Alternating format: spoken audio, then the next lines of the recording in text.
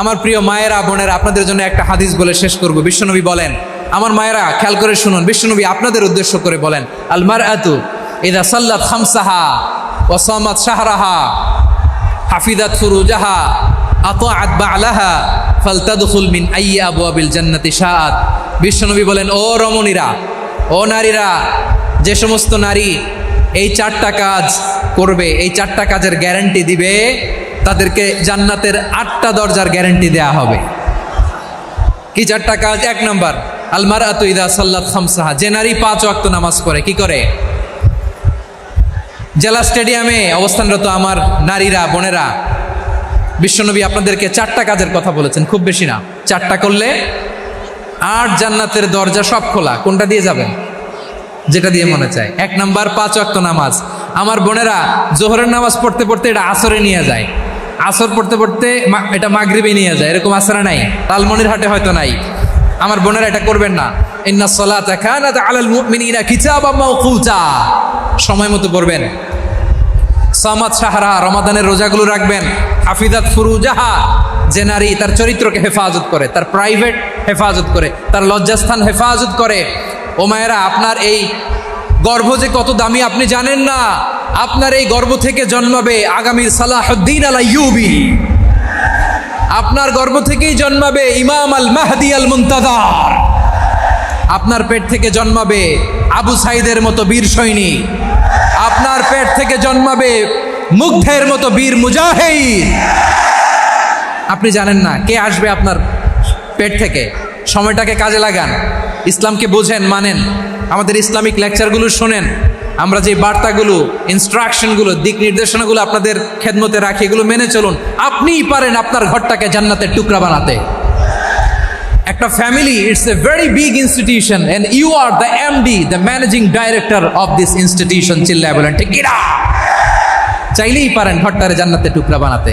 5 ওয়াক্ত সালাত, রমাদানের রোজা, নিজের চরিত্রের হেফাজত, ও আতাআত বা'লাহা, স্বামীর আনুগত্য। এটাতে অনেকে ভুল করে থাকে। হায় রে আমার বোনেরা, স্বামীর আনুগত্যকে এটা নিজের অপমান মনে করবেন না। আপনার স্বামী আপনার সবচেয়ে বড় গার্ডিয়ান, তিনি আপনার সবচেয়ে ভালো চায়। নারী কখনো গার্ডিয়ানশিপের বাইরে থাকতে পারে না। হয় আপনি বাবার গার্ডিয়ানশিপের ভেতরে, বাপ না থাকলে ভাই আপনার গার্ডিয়ান, ভাই না থাকলে চাচা গার্ডিয়ান, বিয়ের পরে আপনার স্বামী আপনার গার্ডিয়ান। শরিয়া সম্মত স্বামীর আদেশগুলো আপনি মেনে চলবেন, কিন্তু শরিয়া বিরুদ্ধ কোনো আদেশ মানতে আপনি বাধ্য নয়। আওয়াজ করে বলুন সবাই ঠিক কিনা? এই 4টা কাজ যদি কোনো নারী করে, বিশ্বনবী বলেন জান্নাতের 8টা দরজা খোলা। তোমার যেটা দিয়ে মনে চায় সেটা দিয়ে জান্নাতে তুমি এন্ট্রি নিতে পারবা। বিষ্ণু ইসলামের স্ত্রীর নাম ছিল আয়েশা রাদিয়াল্লাহু তাআলা আনহা, আবু বকর রাদিয়াল্লাহু তাআলা আনহুর মেয়ে। আবু বকর রাদিয়াল্লাহু তাআলা আনহুর আরেক মেয়ের নাম হচ্ছে আসমা। কি নাম? দুজনই আবু বকর রাদিয়াল্লাহু তাআলা আনহুর মেয়ে, আসমা আর আয়েশা। নাম দুইটা কেমন লাগে? আসমা নামটা কেমন লাগে? আয়েশা নামটা কেমন লাগে? সবার ভালো লাগে নাই? নাম দুটো আপনাদের ভালো লাগে? লালমনিরহাটে অনাগত যদি কন্যা সন্তান হয়, যদি মনে চায় আসমা রেখে দিতে পারবেন, যদি মনে চায় আয়েশা রেখে দিয়েন। দেশে বিদেশে, এয়ারপোর্টে, রাস্তাঘাটে শুধু বলে হুজুর একটা নাম দেন, আমার ছেলের একটা নাম দেন, মেয়ের একটা নাম দেন। তো আমার মনে আছে যশোরের আবদিনের মাহফিলে আমি 1-2টা নাম দিয়েছিলাম। আজকে লালমনিরহাটের এই প্রোগ্রামে কন্যা সন্তান যদি হয় 2টা নাম দিলাম, আসমা কিংবা আয়েশা। ইনশাআল্লাহ পড়েন। দুজন বোন, এক মায়ের না, বাবা এক, মা 2জন। আয়েশা রাদিয়াল্লাহু তাআলা আনহার মায়ের নাম উম্মে রুমান, আর আসমা রাদিয়াল্লাহু তাআলা আনহার মায়ের নাম কুতাইলা বিনতে আব্দুল উজ্জা। আবু বকর রাদিয়াল্লাহু তাআলা আনহু 4টা বিয়ে করেছিলেন। তো একই ঘটনা ঘটেছে এই ফ্যামিলিতে। আসমা ইসলাম ধর্ম গ্রহণ করে মুসলিমা, কিন্তু তার মা কুতাইলা মুশরিকা। আই রিপিট, বোঝার জন্য আমি আবারও বলি, আসমা রাদিয়াল্লাহু তাআলা আনহা মুসলিমা, আর আসমার মা কুতাইলা, আওয়াজ করে বুঝে থাকলে বলেন, আসমার মা মুশরিকা। তার মানে মেয়ে মুসলিম, মা অমুসলিম, ভেজাল আছে না নাই? কিন্তু কুতাইলা আর ধৈর্য ধারণ করতে পারে না। নার ছেড়া ধন, কলিজার টুকরা ধন, কলিজার টুকরা সন্তান, আসমারে দেখতে বড্ড মন চায়। সাইয়েদনা আসমা রাদিয়াল্লাহু তাআলা আনহা মক্কা থেকে হিজরত করে মদিনায় চলে গেলেন। হুদাইবিয়ার পর যখন মক্কা মদিনার ট্রাফিক স্বাভাবিক হলো, মক্কার লোক মদিনায় যায়, মদিনার লোক মক্কায় আসে। কোচাইলা কলিজার টুকরা সন্তান আসমারে দেখার জন্য কিছু উপহার নিয়ে বিশাল মরুপথ পাড়ি দিয়ে মক্কা থেকে মদিনায় যায়। সুবহানাল্লাহ বলেন। এখন মা আসছে মেয়ের সাথে দেখা করতে, মেয়ে তো আর দেখা দেয় না। মেয়ে ভাবছে আমার মা তো মুশরিকা, অপবিত্রা, তার সাথে কি দেখা দেয়া যাবে? বিশ্বনবীর দরবারে চলে গেলেন। সুবহানাল্লাহ বলেন। কি সৌভাগ্যবান ছিল তারা, মাসলা জানার দরকার হলেই নবীর দরবারে চলে যেত। ঘরে বউয়ের সাথে ঝগড়া হলে নবীর দরবারে চলে যেত। অনেক সাহাবী বলে আমার পেটে ক্ষুধা লাগলো আমি নবীর কাছে চলে যেতাম, কারণ নবীর চেহারার দিকে তাকালেই আমার পেটের ক্ষুধা মিটে যেত। সাইয়েদনা আসমা রাদিয়াল্লাহু তাআলা আনহা বিশ্বনবীর কাছে চলে গেলেন, যে বললেন ইয়া রাসূলুল্লাহ ইয়া হাবিবাল্লাহ ইন্না উম্মি কাদিমাতুন ইলাইয়া ওয়া হিয়া রাগিবা। আমার মা মক্কা থেকে অনেক দূর মরুর পথ পাড়ি দিয়ে উপহার সামগ্রী নিয়ে মদিনায় আমার সাথে দেখা করতে এসেছে গো নবী। আমার জানতে বড্ড ইচ্ছে হয় আমি আমার মুশরিকা মায়ের সাথে একটু দেখা করতে পারবো কিনা। আফা আসিলুহা, আগে যেমনি আমি আমার মায়ের সাথে ভালো আচরণ করতাম, যেমনি আমি আমার মায়ের সাথে সদাচরণ করতাম গো নবী, এখন আমি মুসলিমা মা মুশরিকা, এখনো কি আগের মতো সদাচরণ করতে পারবো নাকি? বিশ্বনবী বললেন নাম সিলিহা, হ্যাঁ রে আসমা, অবশ্যই অবশ্যই, আগে ঠিক যেমন তুমি তোমার মায়ের সাথে ভালো আচরণ করতে এখনো তেমনি আগের মতো ভালো আচরণ করবা। আওয়াজ করে পড়েন সুবহানাল্লাহ। কি ইসলাম আমরা পেয়েছি, কত ব্রড মাইন্ডেড আমাদের ইসলাম, কত ওপেন মাইন্ডেড ইসলাম, কত ওপেন আপ করতে পারে, চিন্তা করতে পারে। বিষ্ণু বললেন হ্যাঁ অবশ্যই, নাম সুলিহা, আগে যেমনি ভালো আচরণ করছো আসমা এখন ওইরকমই করো, পারলে আরো বাড়াই করো। সুবহানাল্লাহ বলেন। তাহলে আমার যে হিন্দু ভাইয়েরা হিন্দু বোনেরা ইমানের বদৌলতে দৌলতে আপনি ধন্য হয়েছেন, আপনার আম্মা আব্বা এখন মুসলমান হয় নাই, তাদের জন্য দোয়া করেন, তাদের জন্য দোয়া করেন, আল্লাহ যেন তাদেরকেও ইমানের দৌলত দান করে।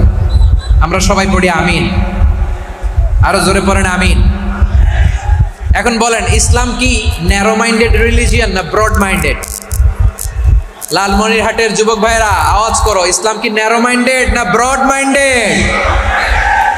কতটা ব্রড মাইন্ডেড দেখেন। বিশ্বনবী সাল্লাল্লাহু আলাইহি সাল্লাম অমুসলিমরা যদি নবীকে উপহার দিত ওই উপহারও বিশ্বনবী গ্রহণ করতেন। সুবহানাল্লাহ পড়েন। আপনার অমুসলিম বন্ধু যদি উপহার দেয় সেটাও আপনি নিতে পারবেন, যেটা নেওয়া জায়েজ। কিন্তু আপনার বন্ধু যদি আপনার মদের বোতল দেয় নিতে পারবেন? হ্যাঁ, মদের বোতল দিলে পারবেন। আপনার বন্ধু যদি আপনার পর্ক দেয়, পর্ক শুকরের গোশত মিশ্রিত কোনো খাবার, ওটা নিতে পারবেন না। হালাল যে কোনো জিনিস নিতে পারবেন। বিশ্বনবী সাল্লাল্লাহু আলাইহি ওয়াসাল্লাম অমুসলিমদের দেয়া হাদিয়া গ্রহণ করতেন। কেমন নবী ছিলেন, আমার নবীরে চিনে নেন, আমার নবীর অ্যাটিটিউড জেনে নেন। বিশ্বনবী সাল্লাল্লাহু আলাইহি ওয়াসাল্লাম যখন কোনো জনপদে যেতেন 3টা অপশন নিয়ে যেতেন। প্রিয় ভাইয়ের আওয়াজ করে বলতে হবে, কোনো জনপদে গেলে আমার নবীর অপশন থাকতো কয়টা? আমার মতো 3 আঙ্গুল উঁচু করে দেখান আর বলুন আমার নবী কোনো জনপদে গেলে কয়টা অপশন নিয়ে যেতেন? 1 নম্বর অপশন আসলিম তাসলাম। নতুন এলাকায় গেলে বলতেন আসলিম তাসলাম, ইসলাম ধর্ম গ্রহণ করো, শান্তিতে থাকবা, আমার ভাই হয়ে যাবো, আমরা ভাই ভাই, ইসলাম মানো, আমরা ভাই ভাই। অপশন নাম্বার কত? 1। যদি বলে না ইসলাম মানবো না, ওকে, অপশন নাম্বার 2, মুসলিম হওয়ার দরকার নাই, লা ইকরাহা ফিদ্দিন, ইসলামে কোনো বাড়াবাড়ি নাই। খ্রিস্টান আছো থাকো, বৌদ্ধ আছো থাকো, ইহুদি থাকতে চাও থাকো, কিন্তু আমরা যেহেতু রিজিওনাল সুপার পাওয়ার, আমাদের আন্ডারে থাকো, ট্যাক্স দিয়া থাকো, এটার বলে জিজিয়া। আলেম যারা আছেন বুঝবেন এটার আরবিতে কি বলে, জিজিয়া। You pay us the tax, we will give you the security. তোমরা ট্যাক্স দিবা, আমরা সিকিউরিটি দিব। ইসলাম, ইসলাম মানো শান্তিতে থাকবা, ভাই ভাই, আমরা ভাই ভাই। অপশন নাম্বার 2, ট্যাক্স দাও, আমরা নিরাপত্তা দিব, মুসলিম হওয়া লাগবে না। এখন 1 নাম্বারও মানে না, 2 নাম্বারও মানে না, মুসলিম হবো না, ভালো খ্রিস্টান থাকো, ট্যাক্স দাও, আমরা সিকিউরিটি দিব না, এটাও মানি না। বিষ্ণু বলেন তাহলে তলোয়ার আমাদের আর তোমাদের মাঝে ফায়সালা করবে।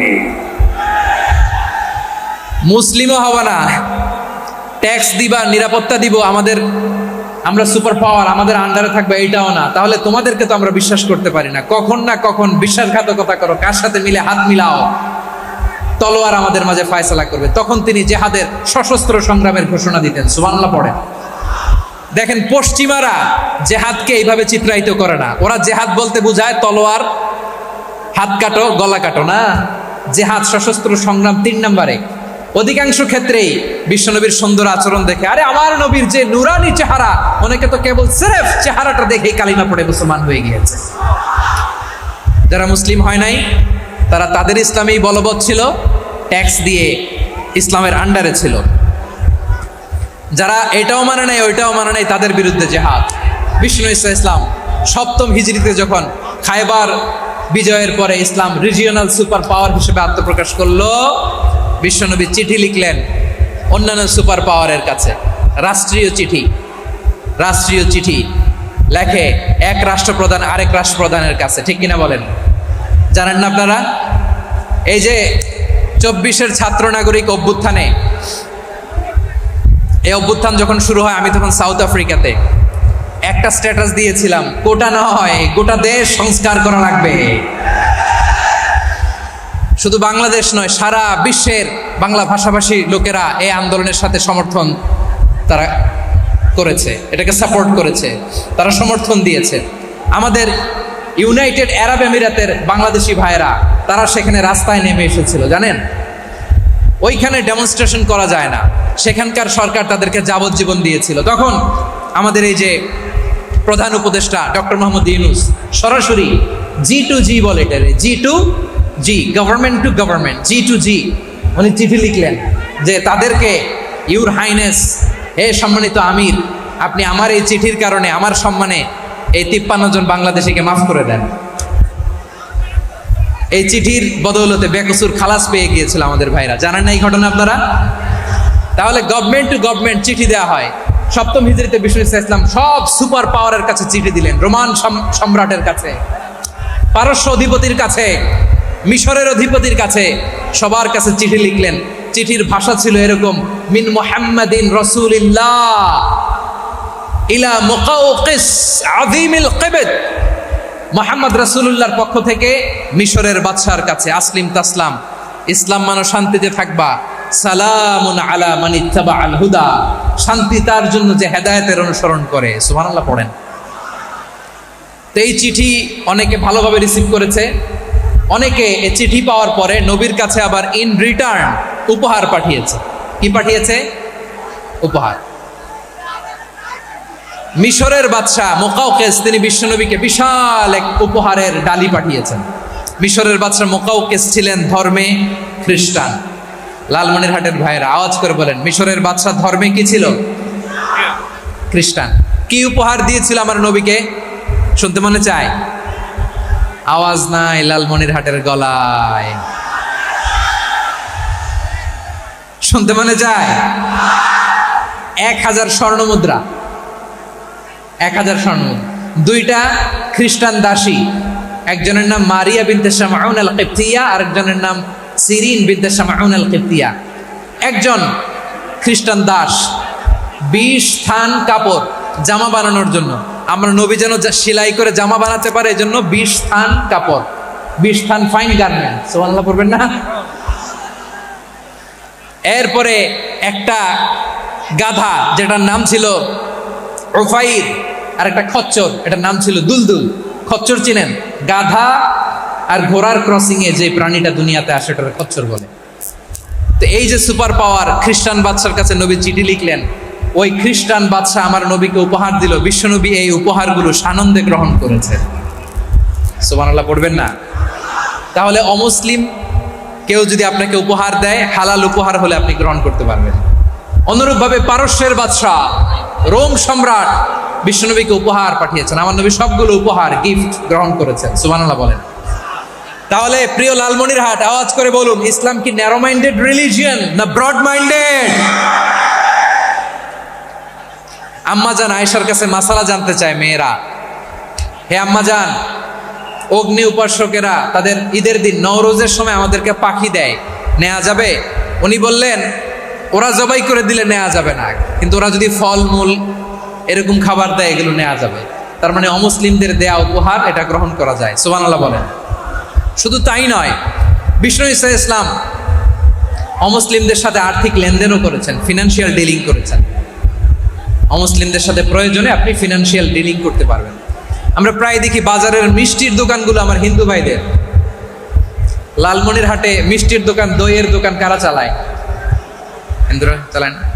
তারপরে যে বারবার শপ, চুল কাটে যে নাপিত, অধিকাংশ নাপিতের দোকানে কারা? আমার হিন্দু ভাইরা। তা আপনি চুল কাটতে পারবেন কিনা বলেন? পারবেন।